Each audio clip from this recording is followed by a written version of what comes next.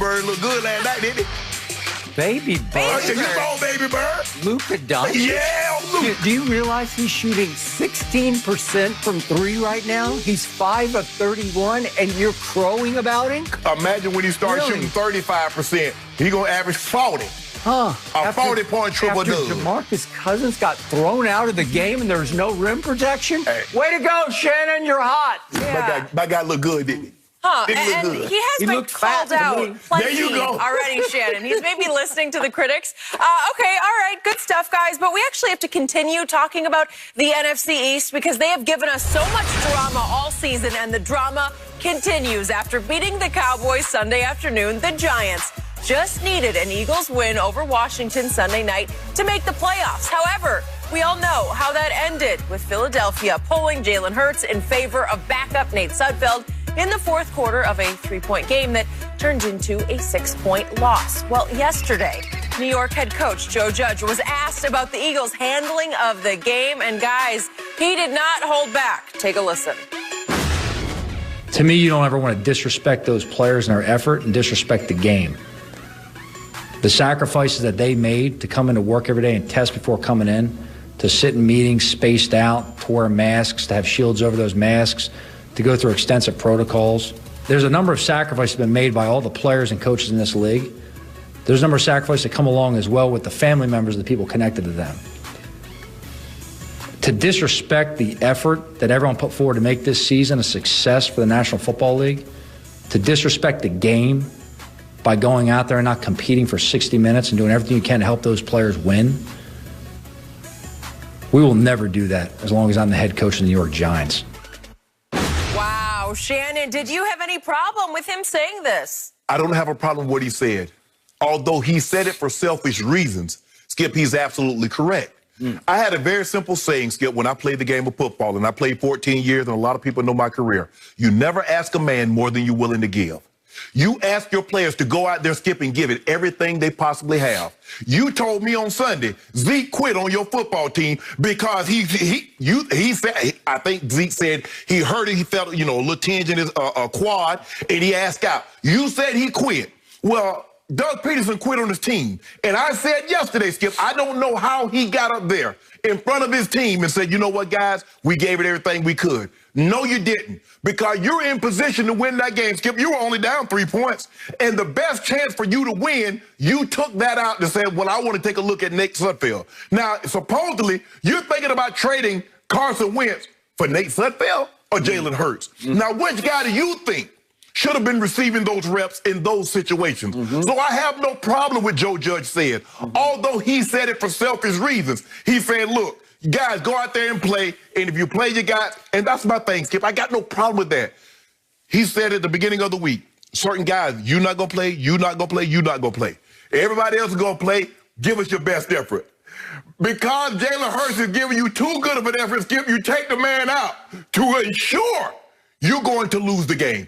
That's where I have the problem with.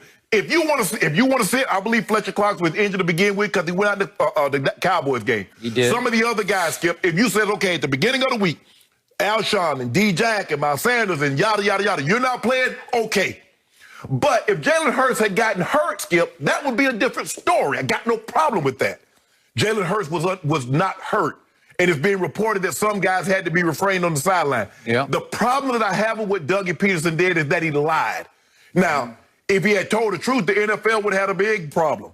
A big problem with that. So he had to say, well, I want to get Nate Sudfeld some reps. You want to get a 6th-round draft pick who's been on your roster for 4 years. If you thought he could play a lick, you wouldn't have drafted Jalen Hurts in the 2nd round. You know what he is. He's a journeyman at best. So Joe Judge is absolutely right, Skip. You don't ask more than you're willing to give. And Doug Peterson did not give his players the best effort, the effort that he asked them to give every day in practice, every day in meeting, and in every game. So I have no problem. Although he's a terrible messenger, Joe Judge is, he's absolutely right with what he said about Doug Peterson. Okay. I have a whole lot to say about this, and my final takeaway is different than your conclusion. Okay. Okay.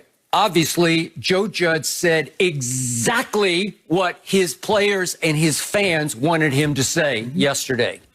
The truth is, Joe Judge said exactly what I wanted him to say as a Cowboy fan. I think all the Dallas Cowboys and Cowboy Nation sat back and said, way to go, Joe Judge, because everybody thought that the NFL was tainted Sunday night by the loss of credibility that was displayed by Doug Peterson in Philadelphia in a game that was teetering. It should have been 17-all going to the fourth quarter when he didn't even take a chip shot field goal on 4th and goal from the 4-yard line against what many people consider the best defensive front in football. You just take the 3 and it's 17-all going to the 4th, right? This is from Dougie P, who played for a tie.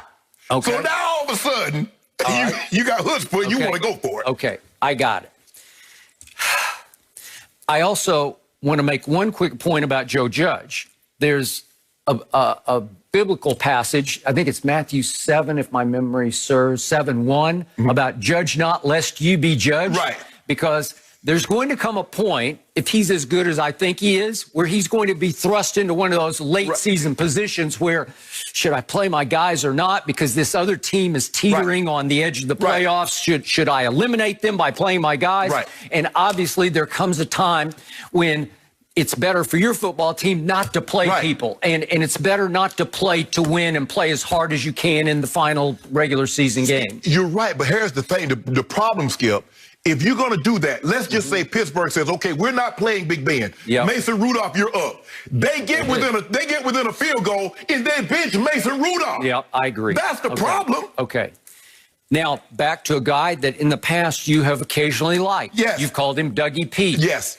I want everybody to understand that Doug Peterson won the Super Bowl with his backup quarterback, Nick Foles, and proceeded to write a book whose title was Fearless. You want to talk about audacity? You want to talk about you-know-what? That's it right there in a nutshell, that one word of fearless. Yes. You come out of nowhere with your backup quarterback. You hang 41 on Bill Belichick's defense and outscore Tom Brady 41-33 in a Super Bowl game. You're suddenly a made man, and you say, I'm going to write a book whose title is I Am Fearless, and it's just going to say fearless, right? Right. Okay, so he prides himself on being the smartest guy in the room. He wants everybody to think that he sees things nobody else can see, that he's got genius about him. Right. And I can't criticize what he's done in Philly. He went 7-9 that first year when Dak and Zeke took over the division as rookies in 2016. Next year, 13-3 Super Bowl, right? Next year, even with Nick Foles coming back around again, they made a little playoff run. They won in Chicago, and they had New Orleans on the ropes until Alshon let a ball go right through his hands for an interception, right? And then, obviously, then 2018, they came alive late. They weren't a very good team, but Carson Wentz played, I thought, very well with some of his practice squad players, starting with Greg Ward Jr., and they did make the playoffs. Then, as you know, Carson Wentz got hurt like immediately and ended up throwing one pass, 1 out of 3 in a playoff game against Seattle, and they lost a home playoff game that nobody thought they were going to win in the first place. But he did make the playoffs 3 straight years, so I'm going to give him some credit there. Okay, here's my final takeaway after watching this unfold last night and sleeping on it. I believe that after I read this quote from Doug Peterson in his media session yesterday, I think he was playing to win because he reversed field yesterday and